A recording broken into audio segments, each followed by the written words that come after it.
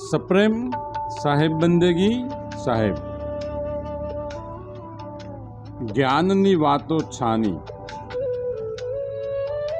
ગુપ્ત છે, રહસ્યમય છે, ભીતરની છે. એટલે એમ કહેવાય કે જ્ઞાન એટલે શાશ્વતપણાનો નિજ અનુભવ.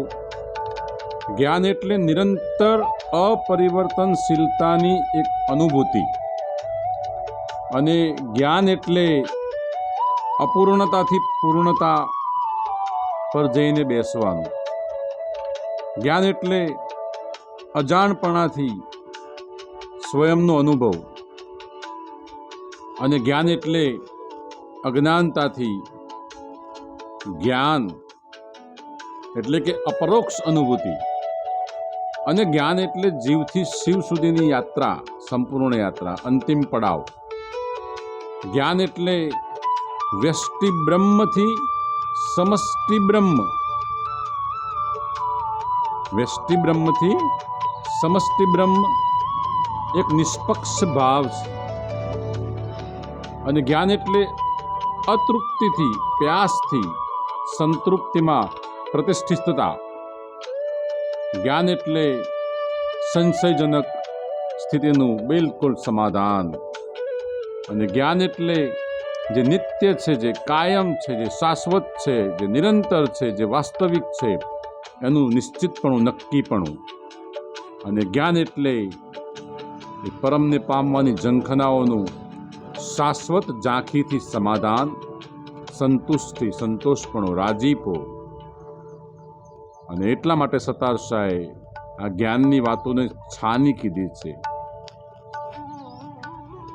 આ ફૂલ છે, પણ આ ફૂલની અંદર સુવાસ ગુપ્ત છે. આ મોગરાનું ફૂલ છે, મને આમાં મોગરો કાંઈ દેખાતો નથી. આ દેખાય છે એ ફૂલ, પણ ભીતરની સુવાસ એ ગુપ્ત છે. અને સુવાસનો જે અનુભવ કરી રહ્યો છું એ અનુભવ અવર્ણનીય છે. સુવાસ એટલે સુવાસ છે, સુવાસનો આનંદ છે. એમ પુષ્પમાં સુવાસ અદ્રશ્ય છે, ખાંડ સાકરમાં સ્વાદ અદ્રશ્ય છે, તલમાં તેલ અદ્રશ્ય છે, પથ્થર અને કાષ્ટમાં આગ, અગ્નિ અદ્રશ્ય છે. અને જ્ઞાન એટલે મનની સર્વે ખેંચમતાણથી અમન દશાની એક નિવૃત્તિની સ્થિતિ આવી જાય, ત્યાં જ્ઞાન છે. અસમંજસ, અનિશ્ચિતતાઓનો અંત અને સુનિશ્ચિતતાની ત્યાં એક પૂર્ણ સ્થિતિ. જ્ઞાન એટલે મિથ્યા અહંકારની ગેરહાજરી, મિથ્યા કલ્પનાઓ, મિથ્યા માનંદીઓનો છેદ જ્યાં ઉડી જાય, ત્યાં જ્ઞાન છે. જ્ઞાનનું પ્રમાણ એટલે અસ્તિત્વ સાથે ઓગળી જવાનું છે. દેહભાવ વિસરાઈ જવામાં જ્ઞાન એનું પ્રમાણ આપે છે. ઓગળી જવાનો આનંદ અને ત્યાં ભળી જવાનો રાજીપો, એ દૈહિક લાલિત્ય, આ દેહનો ડોળ, દૈહિક વૈભવ, પદ, પ્રતિષ્ઠા, અરે વાકછટા, ચતુરાઈ, આ બધા કરતા જ્ઞાનનો અનુભવનો આનંદ ઘણો ઊંચો છે, હિમાલયના શિખર કરતાં ઊંચો છે. પણ એ રાજીપો છે, ગુપ્ત છે, એ આનંદ છે, ગુપ્ત છે, એ આનંદ છે, છાનો છે, એ મસ્તી છે, એ મોજ છે, છાની છે.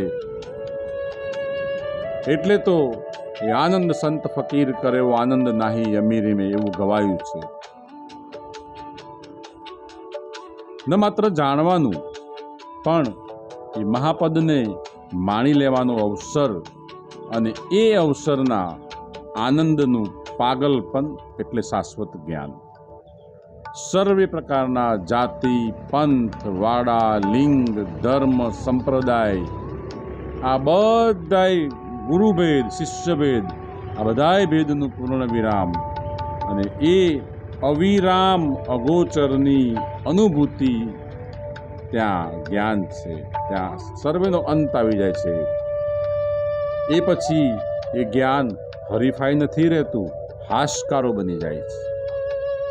વિખવાદ નથી રહેતું, સંવાદ થકી સમાન ભાવ બની જાય છે, એકત્વ ભાવ બની જાય છે. અને એ જ્ઞાન ઘણીવાર શબ્દોનો પ્રહાર એટલે પ્રહારક મટીને સંશયનું સંહારક બની જાય છે.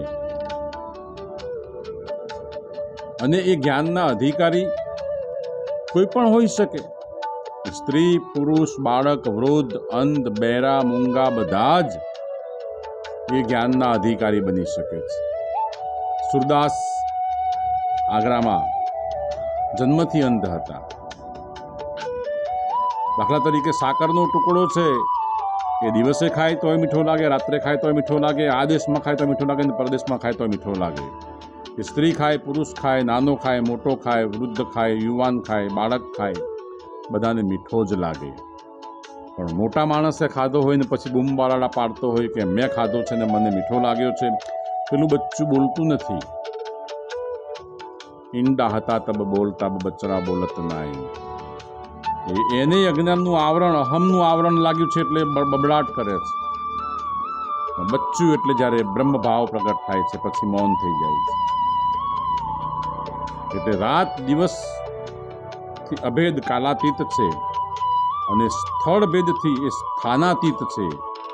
આદેશ અને પરદેશથી એ પર છે.